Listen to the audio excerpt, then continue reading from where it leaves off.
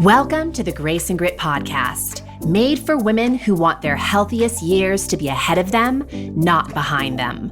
Join your host, Courtney Townley, right now as she breaks down the fairy tale health story you have been chasing all of your life into sensible action steps and lasting change.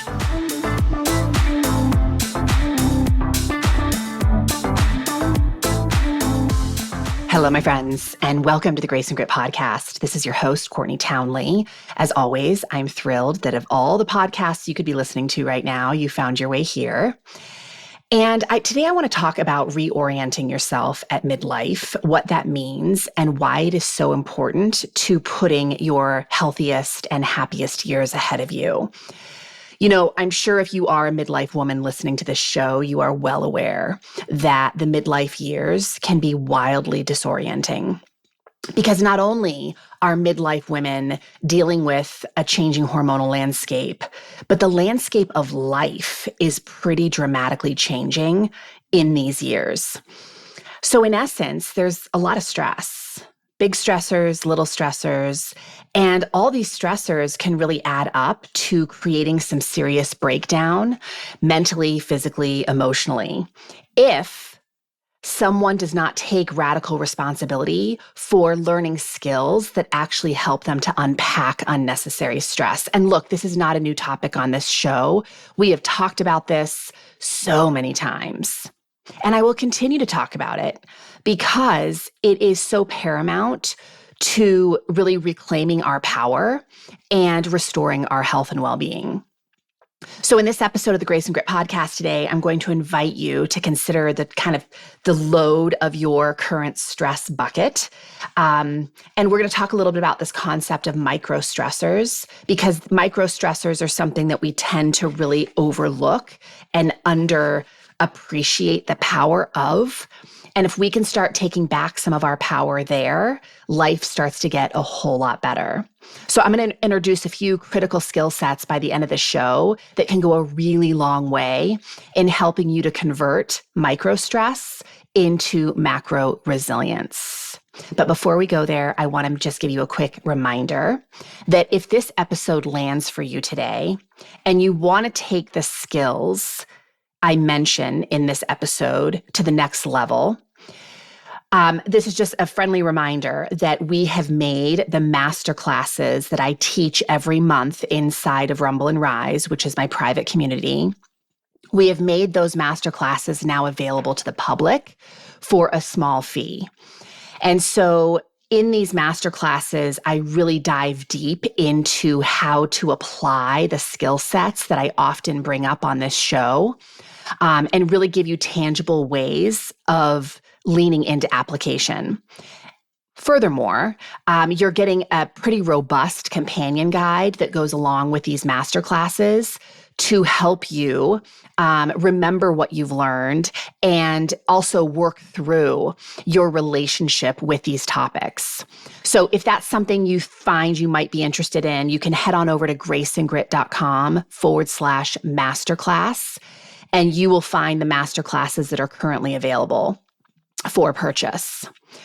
So the problem that many of us are facing at midlife isn't actually stress, although I'll admit there's a tremendous amount of that coming at us at midlife. But the real problem is the lack of skill sets to manage the stress that you're contending with in your life. And more specifically, the real problem is the inability to unpack unnecessary stressors that really starts to take a toll on our well-being on every front, mentally, physically, and emotionally. I just got back from traveling to Texas, which is a whole story in and of itself. I'll tell you a little bit more about that later in the show today. But on my way to Texas to see my dad, I watched Everest, which I think is a pretty old movie. I'm not sure what year it was made. I think I saw that it was made in 2015, but it was actually a remake of the movie that was made in 1998. But regardless, Everest is the true story of the really tragic climb I think it was 1996, where 8 climbers lost their lives. And it was the subject of Jon Krakauer's book, Into Thin Air. Now, if you know anything about that story, you know that there were a lot of stressors at play that ultimately led to the death of 8 people. So there was physical exertion that comes from an incredible physical feat like climbing Everest. There was altitude sickness. There was the lack of oxygen that people were contending with. The year that happened, and I would imagine it's even worse now, the mountain was very crowded because climbing Everest was becoming a very popular thing to do. There was a lack of resources. Specifically, there was a lack of oxygen at certain places along the mountain where it should have been. There were ropes missing from really dangerous traverses that the climbers needed to make. There were poor choices that were made. The weather was not super helpful to the entire condition of the climb. And all of this led up to the climb that year being horrifically tragic. And this may seem like a really dramatic comparison, but I feel like midlife for a lot of women can feel the same way.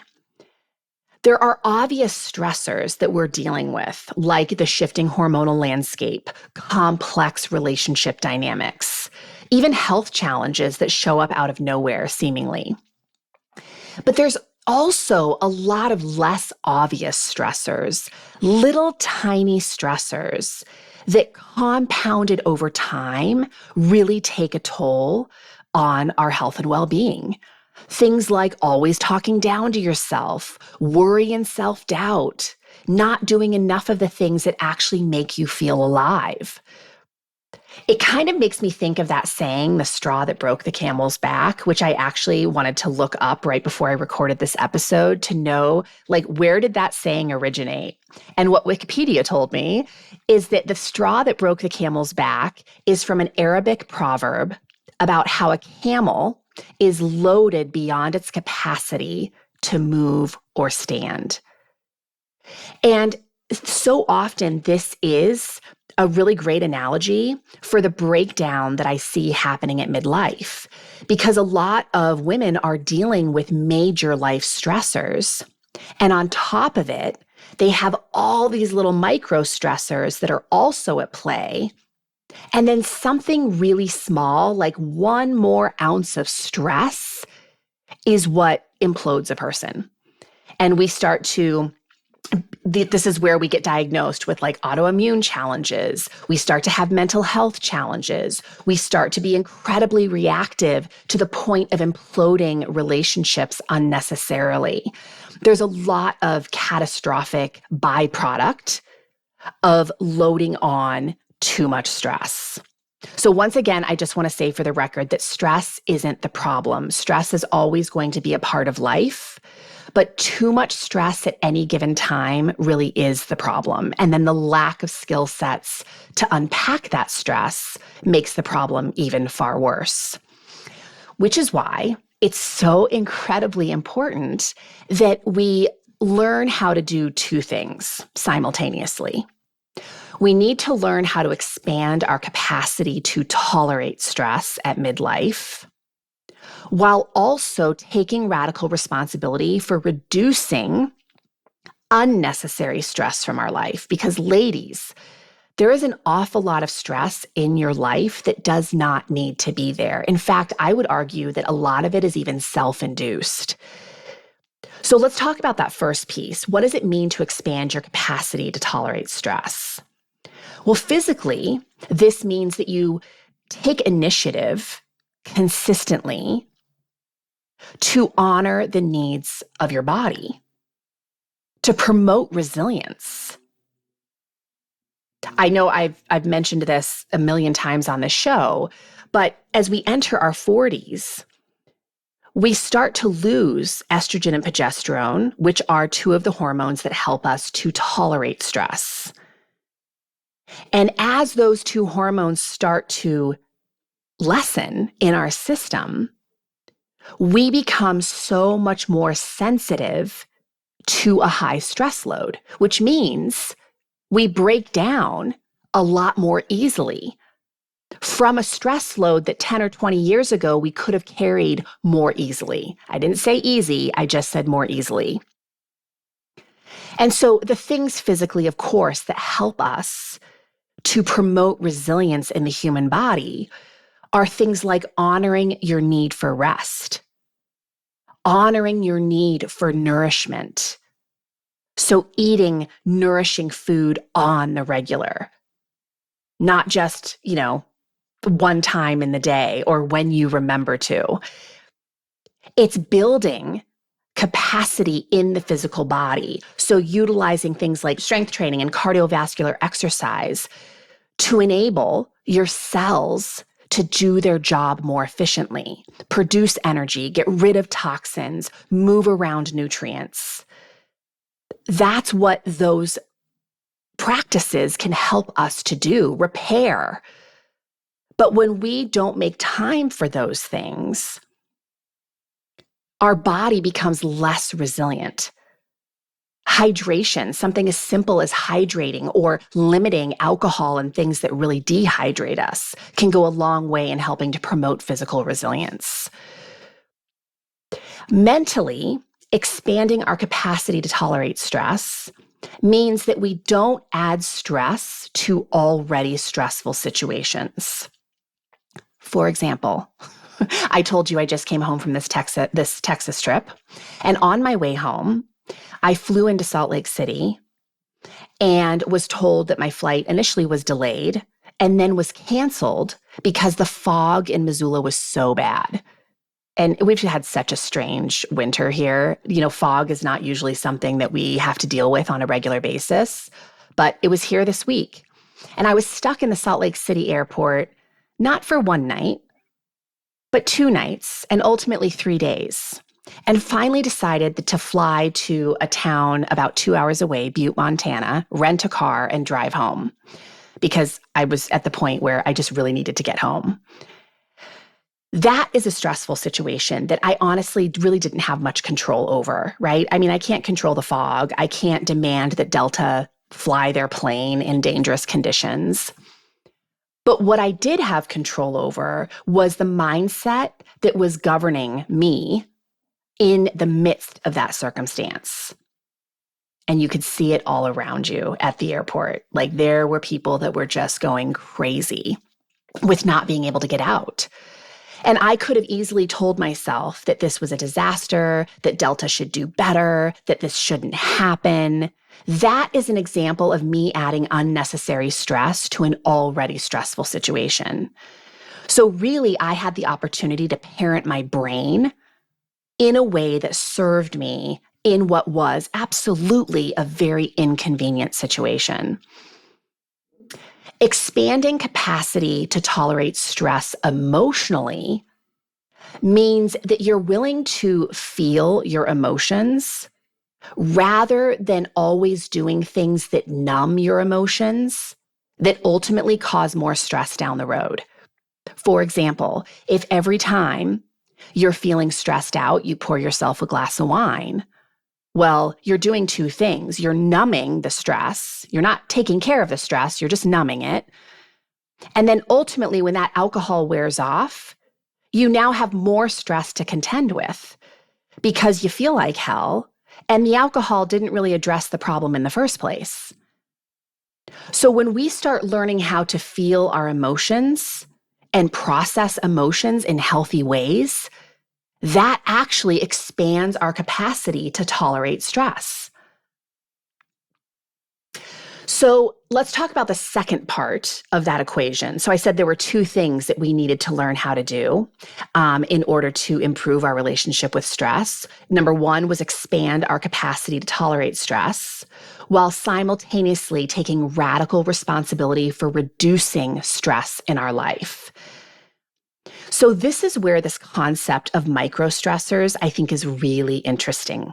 So microstressors are basically seemingly insignificant things that can actually add up to a tremendous amount of stress that causes you to break down. And I actually recently read a book called The Microstress Effect. how little things pile up and create big problems and what to do about it. It's by Rob Cross and Karen Dillon. And I'm just going to read you just the inner flap of the book, just the first couple paragraphs, because it may be something that you want to read, but I also just think it gives you a really quick grasp on what microstressors are. So it says this: there is a force we encounter every day that we aren't aware of, and it threatens to derail otherwise promising careers and lives. Microstress.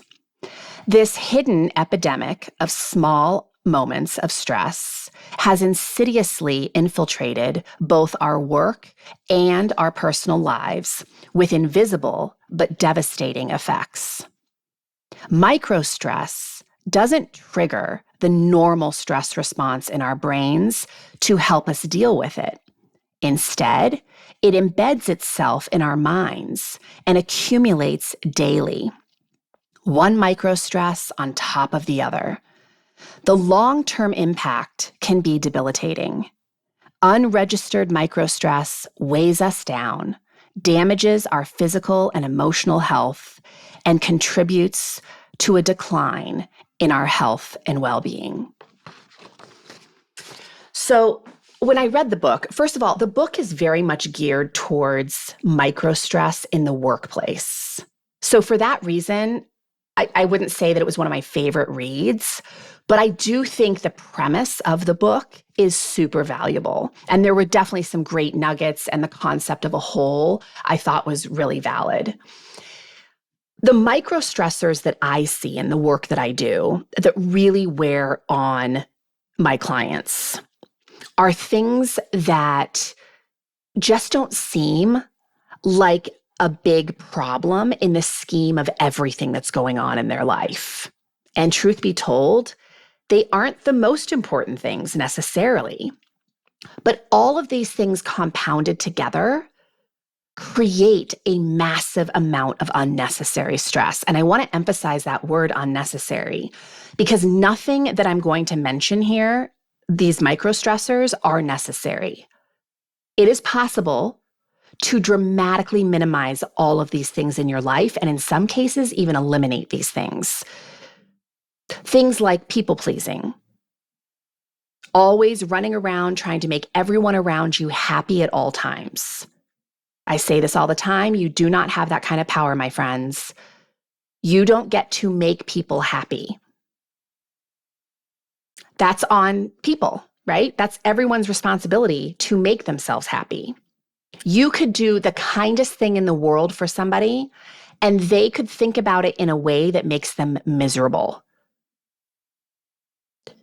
But man, do I see a lot of women wearing themselves down by trying to make everybody happy, or trying not to ripple the water or make anybody uncomfortable. Those are microstressors. Doing that for years, decades, a lifetime will absolutely break you down. Perfectionism. Always aspiring to do the best job possible. Always. A+ work all the time. Exhausting. That's a microstressor. And yes, absolutely, there are spaces and places in your life where you probably should strive for not perfectionism, but your best work. But there's other parts of your life where you don't need to be putting in that kind of effort. Just getting the job done is enough. Another microstressor is definitely focusing on the past, either trying to chase a past version of yourself or trying to care for yourself and operate your life, run your life like you did 10 or 20 years ago. So your happiest and healthiest self is never going to be found in the past. And running your life on your past got you to where you are. In some ways, that's great. In some ways, that's not so great. But here's what I know for sure.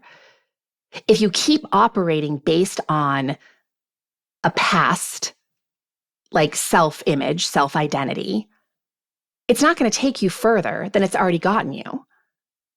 You've got to start thinking new things and believing new things, reconsidering who you want to be moving forward.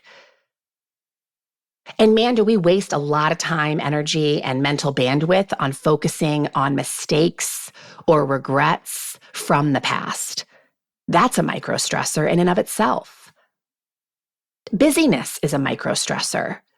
Always keeping yourself busy because it sounds good, because you think you should always be busy, but you're not actually busy doing things that really matter to you.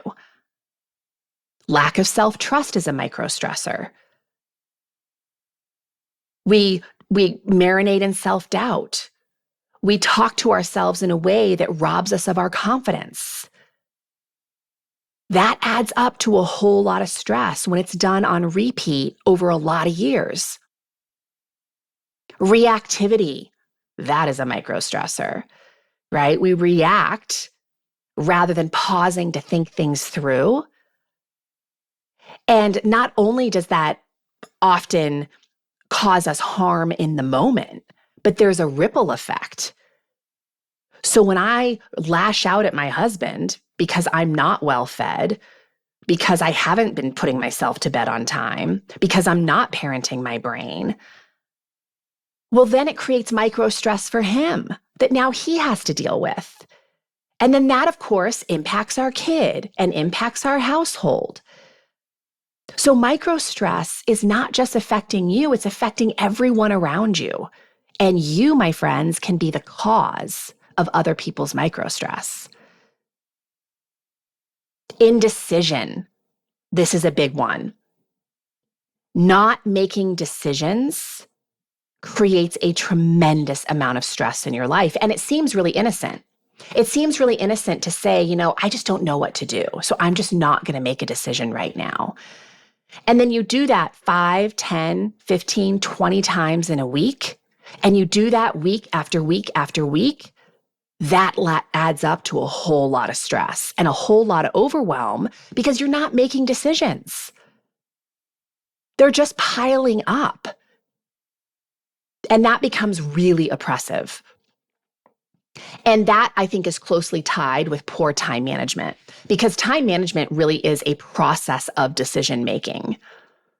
And I have worked with many women over the years who are amazing at managing their time around work, managing their time around their kids' schedules, managing their time around other people's priorities, basically. But when it comes to themselves and kind of protecting time on their own schedule for the things that help them feel taken care of, they're either not doing it or they're doing it once in a while, but then they always kind of compromise or negotiate their way out of spending time on themselves for other people's priorities.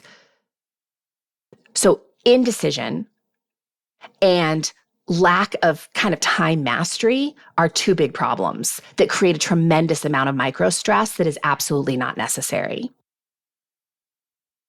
So I want to talk a little bit about what I'm calling the call to reorient at midlife. There is a gift and frustration that comes with midlife for all the reasons I've talked about so far. We become less tolerant to stress, and that is both a gift and a frustration. But if we don't pause to consider who we are now at this age and stage of our lives and how we want to travel moving forward into the future, we can actually create a lot of unnecessary pain along our journey. So I titled this podcast today, Rising Strong, and the Power of Reorienting at Midlife. Here is specifically what that means. Reorienting at midlife means that you acknowledge that you are more sensitive to stress at this stage of your life than you have ever been. It doesn't mean you can't tolerate stress. It doesn't mean that you can't build your capacity to tolerate stress. But hormonally, you are at a disadvantage when it comes to stress. And you can deny that fact. You can argue with that fact. But I always joke with my students, you can argue with reality, but you'll always lose. Reality always wins. So simply acknowledging that, I'm at a stage in my life where my body is physically less tolerant to stress. That alone starts to open up your perspective on your life, because it invites you to start looking for opportunities to unpack stress from your life. So step one, reorienting at midlife, is that we acknowledge that we are more sensitive to stress than we've ever been. And that's not a personality thing. It's nothing that you've done wrong. It's a chemical thing. The second thing is we have to reconsider our standards for a well-lived life based on who we are now, not based on who we were 10 years ago, 20 years ago, 30 years ago. But what are your standards for living now? Not someone else's standards, not the culture standards, not your parents' standards. What are your standards?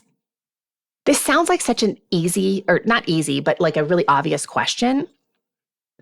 But when I ask it to my students and clients, they are often taken back because it's like, wow, I haven't considered that in so long.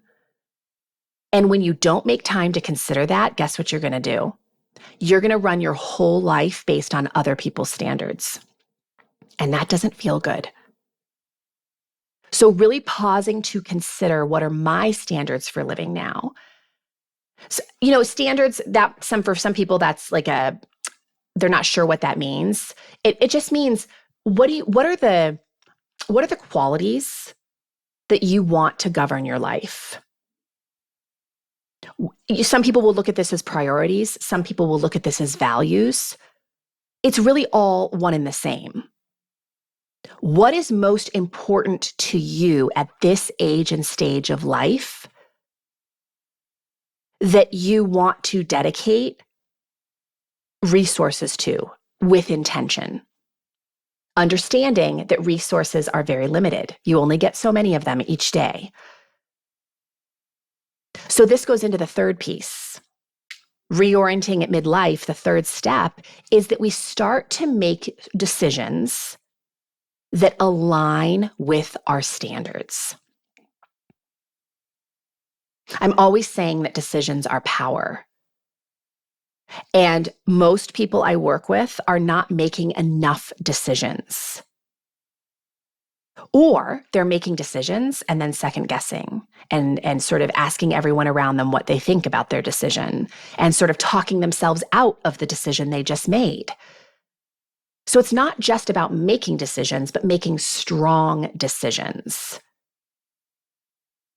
Because a lack of decision making will lead to a tremendous amount of overwhelm and anxiety. And I am such a firm believer, because I've seen this in action so many times, that when a woman starts making decisions, you can literally start to see her taking her power back. So decision making is a skill set that can be improved with practice, with tools, which we have a lot of inside my community. This is a lot of the work that we do. All right, I want to tell you the fourth step of reorienting at midlife is that we plan to use our precious life resources, time, energy, mental bandwidth, even money, in a way that aligns with our standards. And I said this before, but women tend to be awesome organizers. A lot of women tend to be awesome organizers for other people's priorities. But when it comes to their own priorities, it's almost like they tell themselves that, well, I'll just save whatever's left over for myself. But you know how that rolls? Nothing is ever left over. Because you can give yourself to death, right? Empty your cup to the point that there is nothing left over. So we have to enter each day very intentional about where I am willing to dedicate my precious life resources, and also prioritize that I am one of those things. I am only capable of showing up in a power-filled way for all these things that I care about if I am also taken care of. And man, do we forget that last part. We just think that somehow magically we're going to be able to show up in a power-filled way to all the things that we care about while simultaneously neglecting our own needs. Doesn't work that way. So all of these things, acknowledging that you're more sensitive to stress than you've ever been, reorienting yourself to your own standards at this age and stage of life, starting to make strong decisions on the regular, and planning to use your resources in a way that honors those standards. These are the things that will help you simultaneously expand your capacity to experience stress, but also deload stress, unnecessary stress from your life. And this is what we're exploring in this month's masterclass, the Grace and Grit Masterclass. It is called Strategic Decision Making and Effective Time Mastery. So we're going to be talking about standards. We're going to be talking about, obviously, decision making and really how to plan your days in a way that honors your standards for living. So if that is something that you feel like you could use a little or a lot of help with, again, there's two ways to get access to that masterclass. You can either just buy the masterclass, which is $29. So it's a 60-minute masterclass, and you get a very robust companion guide that goes along with that. It releases on February 8th. And if you're listening to this way later in the year, it's available all year. So it's available after February 8th. But the other way to get access to this masterclass and all the masterclasses that I teach is to become a Rumble and Rise member. And you can either purchase the masterclass by just going to graceandgrit.com/masterclass, or you can become a Grace and Grit member, a Rumble and Rise member by going to graceandgrit.com/ready to rumble. The value of becoming a member is that you're not just getting information and a companion guide. You are also getting a tremendous amount of support to help you apply what you're learning. But I'm making both avenues available because I know everybody learns differently. And I also want people to really taste what we do inside of Rumble and Rise, because it's so amazing. And I really feel that we talk about things that are not really normalized in the health and wellness space. And I wish they were, which is part of the reason I started the Rumble and Rise community. So you can also always reach out to me at Courtney@graceandgrit.com if you have any questions. Thank you for being here today. And I really do hope you will pause, give yourself the grace of pausing and taking the time to consider some of the things that we talked about here today. All right, my friends, I will see you again in just a few weeks. Take care of yourself in the meantime.